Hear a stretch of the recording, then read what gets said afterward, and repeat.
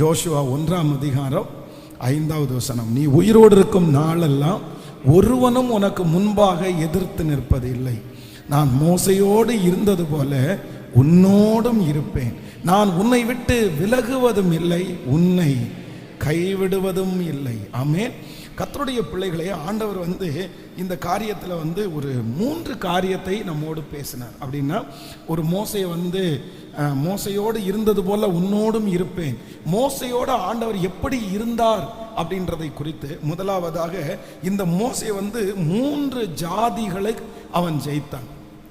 3 ஜாதிகளை அவன் ஜெயிச்சிட்டான்.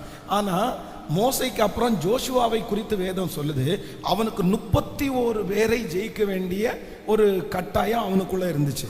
ஆனால் இந்த மோசையோடு இருந்த இந்த 3 ஜாதிகள், மோசே ஜெயித்த 3 ஜாதிகள், முதலாவதாக ஒன்று நம்ம வாசித்தோம். என்ன வாசித்தோம்? ஆமீன். பார்வோன் என்கிற ஒரு மனுஷனை நம்ம வாசித்தோம். இந்த பார்வோன் என்றால் என்ன அப்படின்னு சொன்னால், அவன் கண்டினியூவா, அப்படின்னா அவங்க விடுதலையே அப்படியே வருஷமாய், கிட்டத்தட்ட ஒரு 400 வருஷமாய் தொடர்ச்சியான ஒரு சாபத்திலிருந்து, இந்த பார்வோன் என்கிற ஸ்தாபத்திலிருந்து ஆண்டவர் விடுதலை கொடுத்தார். அப்போ நேற்றைய தினத்தில் அதை குறித்து ஒரு பெரிய விளக்கத்தை ஆண்டவர் கொடுத்து ரொம்ப நல்லா நம்மளை ஜெபம் பண்ண வச்சு நம்முடைய முன்னோர்களுடைய சாபங்களை ஜெயிக்கக்கூடிய ஒரு கிருபையை கர்த்தர் நமக்கு தருவாராக. அவர்கள் தலையின் மேல் இருக்கிற எதுவும் நம்மை அணுகாதபடி கர்த்தர் நம்மை கிருபையாய் காப்பாற்றுவார். நம்பர் 2, இரண்டாவதாக இந்த தேவ மனுஷன் ஜெயித்த இரண்டாவது கூட்டம் என்ன அப்படின்னா சீகேம். நீங்கள் எண்ணாகமத்தின்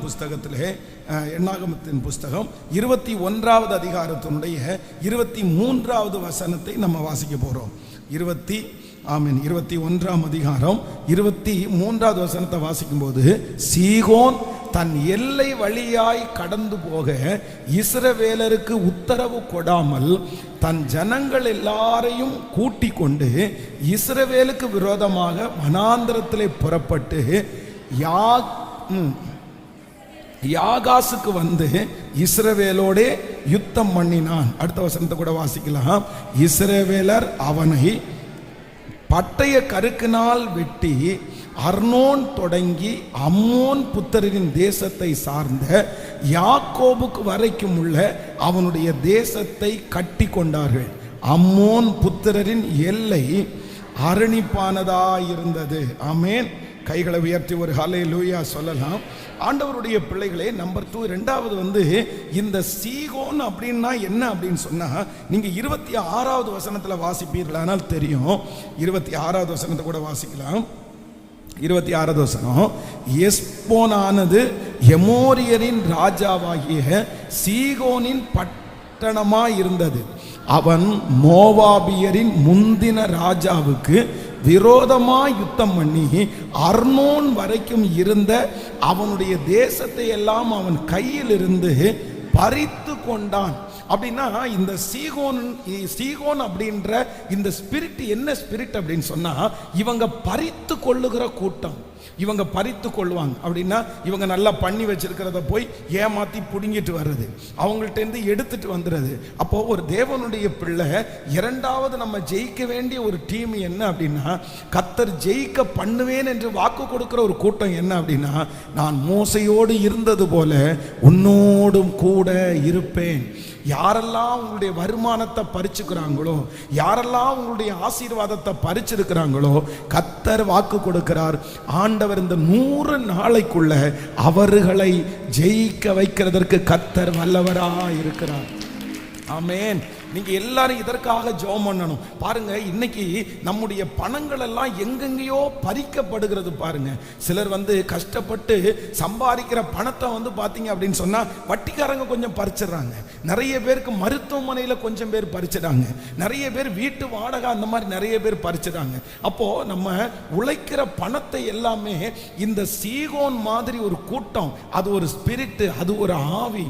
இந்த சூழ்நிலை என்ன பண்ணுது அப்படின்னு சொன்னா, நம்ம வேதம் சொல்லுகிறது, அவரவர் சம்பாதிக்கிற பணத்தை நம்ம சாப்பிட்றதா ஆசீர்வாதம். ஆண்டவர் அந்த ஆசீர்வாதத்தை நம்ம தலை மேல வச்சிருக்கிறாரு.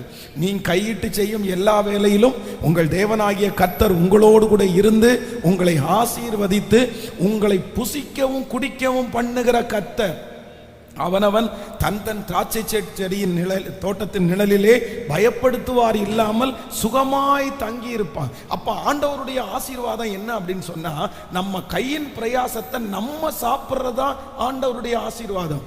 உன் கையின் பிரயாசத்தை நீ சாப்பிடுவாய், உனக்கு பாக்கியமும் நன்மையும் உண்டாயிருக்கும். ஆனா இன்றைக்கு நிறைய பிள்ளைகள் அவர்கள் சம்பாதிக்கிற பணம் இந்த சீகோன் மாதிரி எங்கேயோ ஒரு இடத்துல பிடுங்கப்படுது. பாருங்க, சிலரெல்லாம் சம்பாதிச்ச பணத்தை இன்னைக்கு இருந்திருந்தா எவ்வளவு நல்ல நிலைமையில இருந்திருப்பாங்க தெரியுமா? எவ்வளவு உயர்ந்த இடத்துல இருந்திருப்பாங்க. அவங்க இன்னைக்கு இவ்வளவு கஷ்டப்பட வேண்டிய சூழ்நிலை இருந்திருக்கவே இருக்காது. ஆனா எங்கேயோ போயிருச்சு. எங்க போயிடுச்சுன்னு தெரியல. வந்த வழிதான் தெரியுது, போன வழி எதுன்னே தெரியல. எதுவுமே கையில நிக்கிறது இல்லை. ஓட்டையான கை. யாராவது ஒருத்தர் புடுங்கிட்டு போறாங்க, எங்கேயாவது ஒரு இடத்துல செலவாயிருது, எங்கேயாவது ஒரு இடத்துல நஷ்டமாகுது. ஆனா இன்றைக்கு கர்த்தர் நமக்கு வாக்கு கொடுத்திருக்கிறார், நான் மோசையோடு இருந்தது போல உன்னோடு இருப்பேன். அந்த சீகேமை மோசே ஜெயித்தது உண்மையானால் இந்த சாபத்தை ஜெயிப்பதற்கு கர்த்தர் எனக்கு பலன் தருகிறதற்கு கர்த்தர் வல்லவராயிருக்கிறார். என் கையை கர்த்தர் ஆசீர்வதிக்க போகிறார். என்னுடைய கைகளிலே இருக்கிற பொத்தலான பைகள் மாற போகிறது. கர்த்தர் என் கையை செழிக்க பண்ண போகிறார். இனி என்னுடைய வருமானத்தை கர்த்தர் சத்துருக்களுக்கு கர்த்தர் கொடுக்க மாட்டார். என்னுடைய ஆகாரத்தை கர்த்தர் சத்துருக்களுக்கு கொடுக்க மாட்டார். என்னுடைய தானியத்தை சத்துருக்களுக்கு கர்த்தர் ஆகாரமாய் கொடுப்பது இல்லை. ஆமென் சொல்லுங்க பார்க்கலாம். கண்களை எல்லாரும் மூடி கைகளை உயர்த்தி இந்த காரியத்திற்காக ஜெபிக்கலாம். இது கர்த்தருடைய வார்த்தை, இது ஆண்டவருடைய வார்த்தை. கர்த்தர் இன்றைக்கு வாக்கு கொடுத்திருக்கிறார், நான் மோசையோடு இருந்தது போல உன்னோடு இருப்பேன். மோசையோடு இருந்த ஆண்டவர் எப்படி இருந்தார் என்றால் சீகோனை ஜெயிக்கக்கூடிய பலத்தை கர்த்தர் தந்தார். ஆமென். உங்க குடும்பத்திற்கு விரோதமாய் இருக்கிற சீகோனை நீங்க ஜெயிச்சுதான் ஆகணும். நீங்க ஜெயிச்சுதான் ஆகணும். நீங்க அவனுடைய கிரியைகளை அழிச்சுதான் ஆகணும். இயேசுவே, ஏசப்பா, அந்த ஆசீர்வாதம் எங்க தலையின் மேல் வருவதாக வருவதாக. இந்த வார்த்தை எனக்கானது. சொல்லுங்க, எனக்கானது. இனி இந்த கூட்டத்திற்கு பிற்பாடு நான் சம்பாதிக்கிற பணம் ஒரு ரூபாய் கூட நஷ்டமாக கூடாது. அந்நியருடைய கையில கொடுக்க கூடாது. நான் ஏமாந்து நிற்க கூடாது. ஹல்லேலூயா. இயேசுவே, தாண்டி கொண்டு வர செய்கிறவரே, அப்பா, அந்த ஞானத்தை கர்த்தர் தருவீராக ராஜா. அந்த பறித்து கொள்ளுகிறவனை ஜெயிக்கிறதற்கு ஹல்லேலூயா. கர்த்தர் கிருபை தருகிறவர். ஆண்டவர் நிச்சயமா நமக்கு தருவாரு. ஹல்லேலூயா. சிலரெல்லாம் பாருங்க, 2 லட்சம் 3 லட்சம் வேலை வாங்கி தாங்க அப்படின்னு சொல்லி கொண்டு போய் யாரோ ஒருத்தருடைய பக்கத்துல கொடுத்து அவங்க ஏமாத்தி வேலையும் வாங்கி தராம வெளிநாட்டுக்கு போக முடியாம வெளியூருக்கு போக முடியாம இப்படி எத்தனை ஏமாத்துறது. நகையை கொண்டு போய் கொடுத்து ஏமாறுறது, பொருட்களை கொண்டு போய் கொடுத்து ஏமாறுறது. அதுவும் ஒரு டைம் கொடுத்தா கூட பரவாயில்ல, பல டைம்.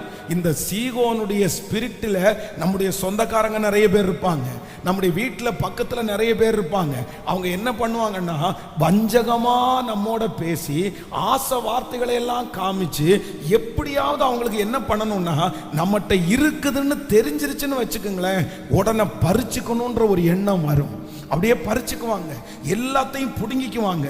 நம்ம நிறைய பேர் எல்லாத்தையும் கொடுத்துட்டு அப்புறம் இவங்க கஷ்டப்படணும். அதனால இன்றைக்கு இந்த ஜெப குறிப்பை நீங்க வச்சிருங்க.